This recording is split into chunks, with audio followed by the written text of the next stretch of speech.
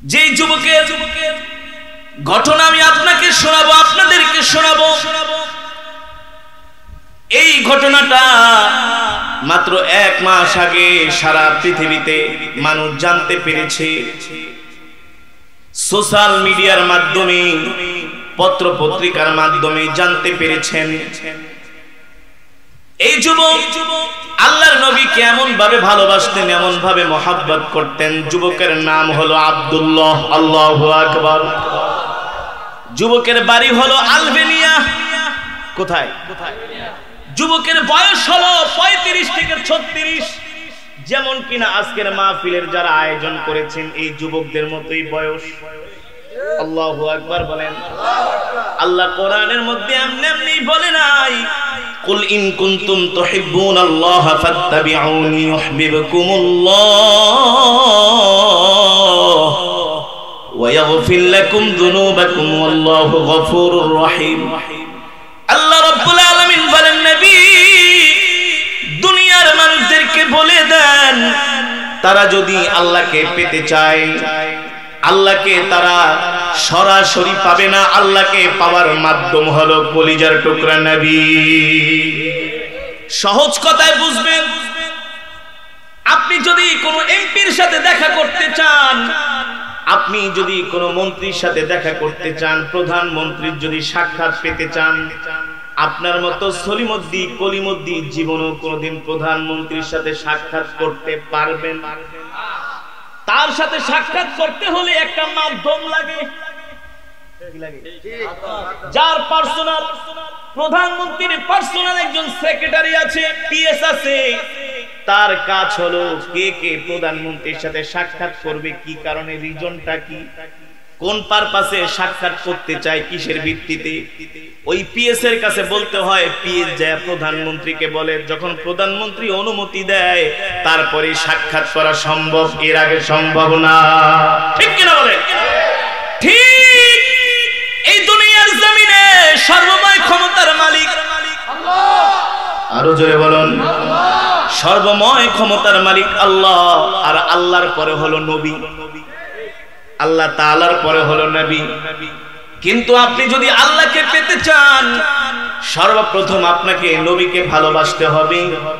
আর এই ভালোবাসার মধ্যে কোনো খাত থাকবে না, এই ভালোবাসার মধ্যে কোনো ছলচাতুরি থাকবে না।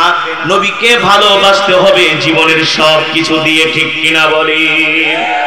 এই কারণে আল্লাহ কোরআনের মধ্যে বলেছেন, মা আতাকুমুর রাসূল ফাখুযু মা আতাকুমুর রাসূল ফাখুযু ওয়া মা নাহাকুম আনহু ফান্তাহু। ও নবী, আপনি বলে দেন, আমি আল্লাহ আপনাকে যা কিছু দিয়ে দুনিয়াতে পাঠাইছি তা যেন তারা গ্রহণ করে। আল্লাহু আকবার। আল্লাহ তাআলা বলছেন, হে দুনিয়ার মানুষ, আমি তোমাদের জন্য এমন একজন নবী পাঠাইছি, সাবধান সাবধান, এই নবীকে তোমাদের ভালোবাসতেই হবে। নবীকে ভালো না বাসলে কোনো উপায় নাই। নবীকে ভালো না বাসলে জান্নাতে যাওয়া যাবে না। নবীকে ভালো না বাসলে তার ঈমান থাকবে না। নবীকে ভালো না বাসলে সে ঈমানদার মুসলমান হতে পারবে না। ঠিক কিনা বলি? তাহলে সব জায়গায় নবী। আল্লাহু আকবার। নবী হলো দুজাহানের বাদশা, দুনিয়ারও বাদশা, আখিরাতেরও। আল্লাহ বলে, এ দুনিয়ার মানুষ, তোরা কেন আমার নবীকে, আমার বন্ধু মুহাম্মদ সাল্লাল্লাহু আলাইহি সাল্লামকে ভালোবাসবি না? এই দুনিয়ার জমিনে আল্লাহ তাআলা পৃথিবী সৃষ্টি করেছেন। আল্লাহ হলেন সর্বময় ক্ষমতার মালিক। আল্লাহ বলে, আমি কারো ইবাদত করি না, কারো গুণকীর্তন গাই না, কারো তাসবিহ পাঠ করি না, কিন্তু আমি আল্লাহ একজনের গুণগান গাই। আমি আল্লাহ একজনের নামে দুরূদ পড়ি। চিন্তা করছেন? আল্লাহ তো head of control. Allah head of control. এই পৃথিবী সবকিছু পরিচালনা করেন আল্লাহ। বলে, কারো গুণগান গাওয়া আমার দরকার নাই, আমি হলাম সর্বময় ক্ষমতার মালিক। কে বলছেন? আল্লাহ বলে, আমি সর্বময় ক্ষমতার মালিক, ঠিক আছে, কিন্তু আমি একজনের গুণগান গাই। আমি একজনকে খুশি করতে চাই। সে হলো কে? আমাদের কলিজার টুকরা নবী। আল্লাহু আকবার। আরে মিয়া, আল্লাহ যদি নবীর গুণগান গায়, আল্লাহ যদি নবীর নামে দুরূদ পড়ে, আপনি আমি সলিমুদ্দি কলিমুদ্দি কি হয়ে গেছি? কি হয়ে গেছি? একটু বৃষ্টির কারণে, একটু বৃষ্টি হইলে মসজিদে পাওয়া যায় না, একটু জ্বর হইলে মসজিদে পাওয়া যায় না, ওয়াজ মাহফিলে পাওয়া যায় না, কিন্তু চায়ের দোকানে বসে ঠিকই আড্ডা মারে, আর সিগারেট ঠান্ডা পায়া জনমের টানা টানে। ওদেরকে আবার যদি বলে কি নবীর প্রতি ভালোবাসা আসেনি, আরে মিয়া আমি তো বড় আশেক, মুখে নাই দাড়ি, রাসূলের আশেক দাবি করে, প্রস্রাব করে ঢিলা কলুপ নয় না, আশেক দাবি করে, লুঙ্গি একটা পরে, পুরা এলাকার নাম কি দয়ারা না, আজকের মাহফিলে যারা যুবক সবাই প্যান্ট পরছে, কিন্তু প্যান্টটা আবার টাকনির উপরে পুরো এমন লুঙ্গি পরে পুরা দয়ারার রাস্তা মাস্তা ঝাড়ু দিয়া জায়গা, এই রাস্তা ঝাড়ু দেওয়ার লেগে আর কোনো মা বোন লাগে না, সেই ঝাড়ু দিয়া পুরা রাস্তার বালু মাটি একেবারে ধুলা বালু যা আছে পরিষ্কার করে দেয়। এমন কিছু মানুষ আসে কি আছে না? এই সমাজে আছে কি আছে না? রাসূলের হাদিস, মা আসফালা মিনাল কাবাইনি জারি ফিন্নার, কেউ যদি টাকনুর নিচে কাপড় পরে সেই অংশ জাহান্নামে যাবে। ঠিক কিনা বলেন? কিন্তু জিজ্ঞেস করবেন তুমি কি নবীকে ভালোবাসো কেন? মিয়া তুমি কি আমার চেয়ে বড় আশিক হয়ে গেছো?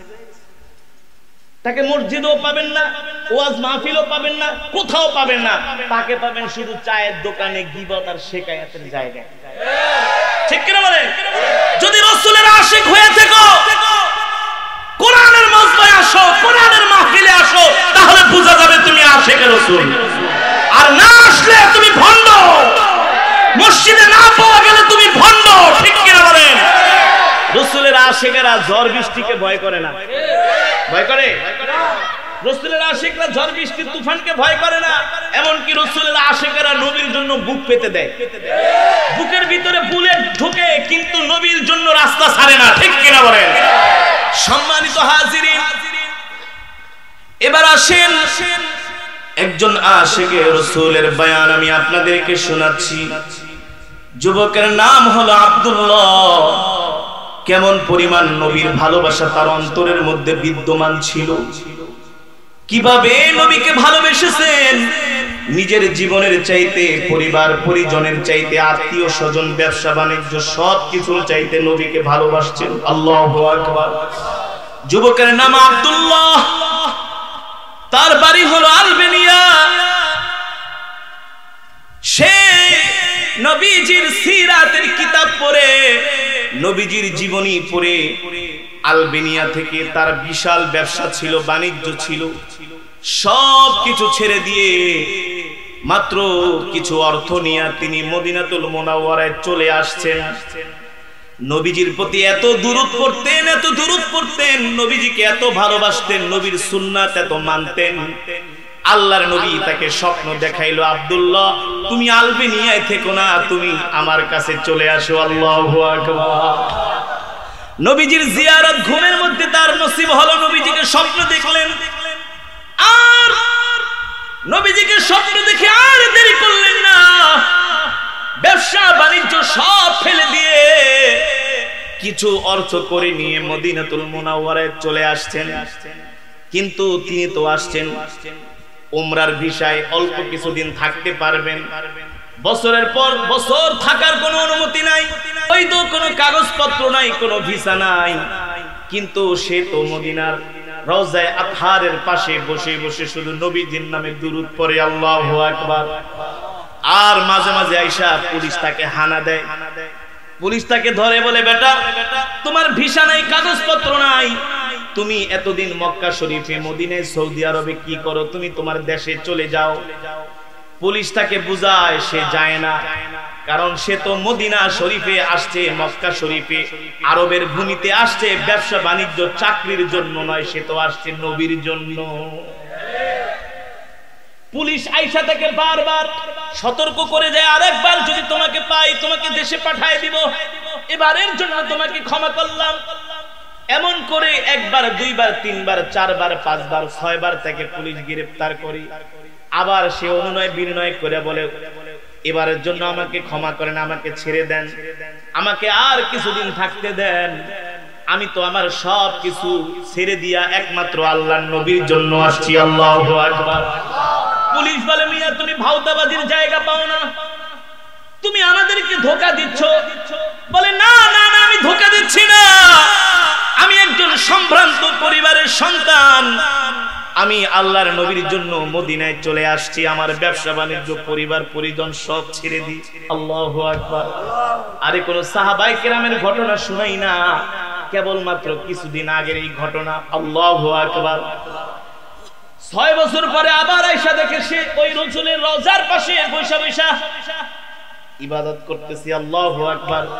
নবীজির প্রতি দরুদ পড়তেছে। পুলিশ আয়েশা পিছন থেকে তাকে ধরছে, বলে এবার তোমাকে পাইছি, 6 বার তোমাকে চান্স দিছি, এবার আর তোমার চান্স নাই, তোমাকে এবার দেশে পাঠিয়ে দেওয়া হবে। কিছু পুলিশ এসে তার হাত মোড়া বাঁধলো, রশি দিয়ে তার পা বাঁধলো, হাত বাঁধলো। এবার বলে গাড়িতে ওঠো, তোমাকে তোমার দেশে পাঠিয়ে দিব। এবার ওই যুবক পুলিশদেরকে উদ্দেশ্য করে বললেন, এবারের মতো আমাকে ছেড়ে দেন। বলল না না না, তোমার কোনো বৈধ কাগজপত্র নাই, তুমি মদিনায় থাকতে পারবা না, তোমার দেশে চলে যেতে হবে। যখন তাকে হাত পা বেঁধে গাড়ির মধ্যে উঠাইলো, এখন তো আর গাড়ি থেকে নামার শক্তি নাই।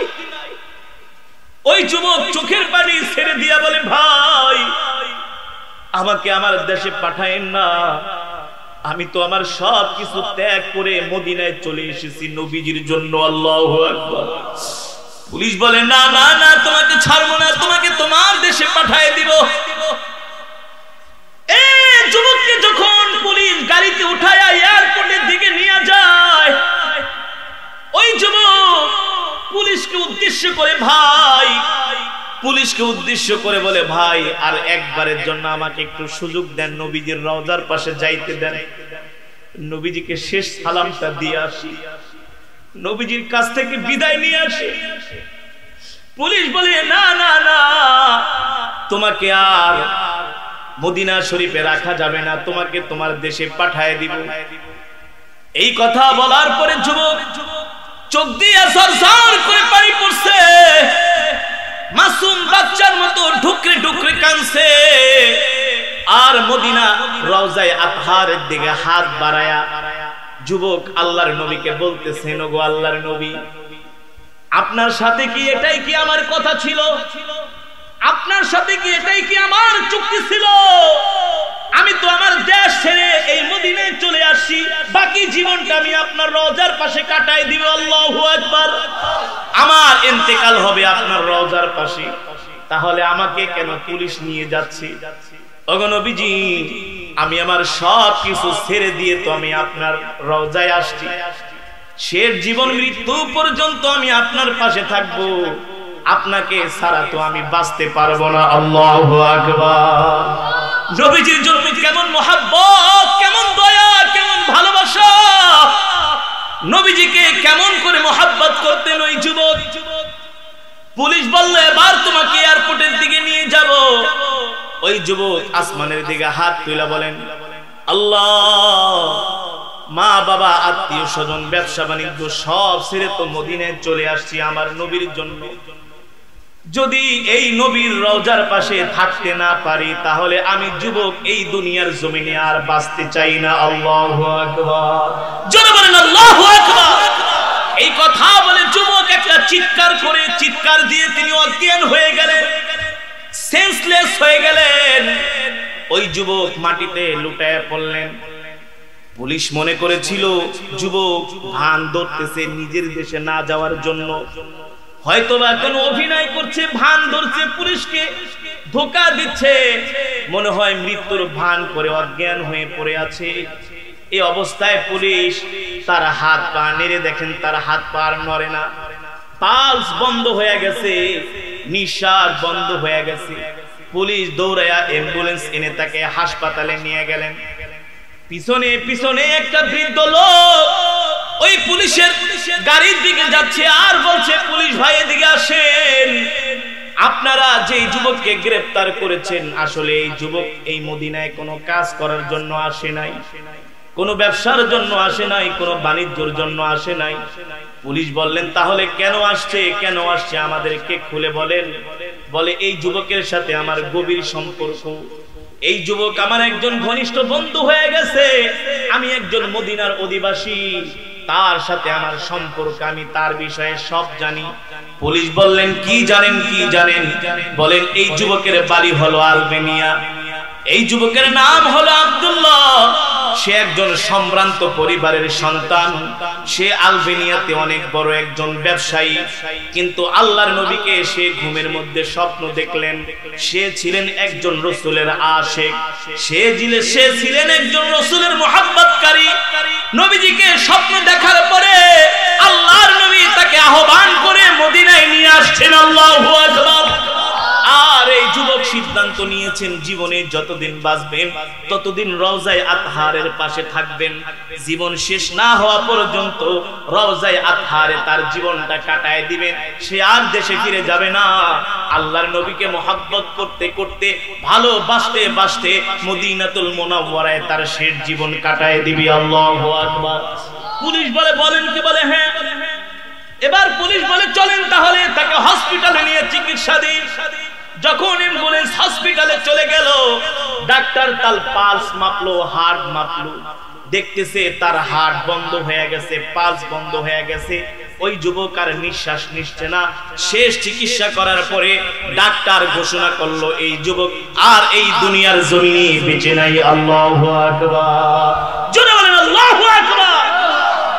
ওই মদিনার অধিবাসী বললেন, সরকারের বাহিনী, পুলিশ, আপনারা শুনে রাখেন, এই যুবক এই ইচ্ছা করে এই মদিনাতে আসছে যে সে যতদিন বাঁচবে ততদিন রাসূলের রওজা আতহারের পাশে তার জীবনটা কাটাবে, এখানে বসে বসে রাসূলের শানে দুরূদ পড়বে, রাসূলকে সালাম দিবে, এটাই ছিল তার জীবনের শেষ আশা। যেহেতু আপনারা তাকে জোর করে মদিনা থেকে বের করে দেওয়ার চেষ্টা করেছেন, আরশের মালিক সহ্য করে নাই, তার মনের আশাকে আল্লাহ কবুল করে নিয়েছেন। ঠিক কিনা বলেন? পুলিশ সব কিছু, তার বিমানের টিকিট সবকিছু কমপ্লিট করেছে, তাকে দেশে পাঠিয়ে দিবে। এখন সে যেহেতু ইন্তেকাল করেছে, পুলিশও বুঝতে পারছে যে সে কোনো অপরাধী না, সে আসলে একজন রাসূলের আশিক। এবার পুলিশ বলল তাহলে তাকে আমরা আর দেশে ফিরে যেতে দিব না, কি করো, তাকে গোসল দাও, তাকে কাফন পরাও। এবার পুলিশ তাকে নিয়ে জান্নাতুল বাকিতে দাফন করে দিয়েছে। আল্লাহু আকবার। এ মুসলমান, রাসূলের আশিক হলে কি হয় দেখেন। পুলিশ ধরছিল দেশে পাঠানোর জন্য, পুলিশ ধরছিল দেশে পাঠানোর জন্য, কিন্তু আল্লাহ বলে না, নবী বলে না, আমার আশিককে আমি এই মদিনা ছেড়ে যেতে দিব না। ঠিক কিনা বলেন? আল্লাহ তাআলা জান্নাতুল বাকিতে তার থাকার ব্যবস্থা করে দিলেন। আল্লাহু আকবার। জোরে বলেন আল্লাহু আকবার। যে জান্নাতুল বাকিতে অসংখ্য অগণিত সাহাবায়ে কেরাম শুয়ে আছেন। আল্লাহু আকবার।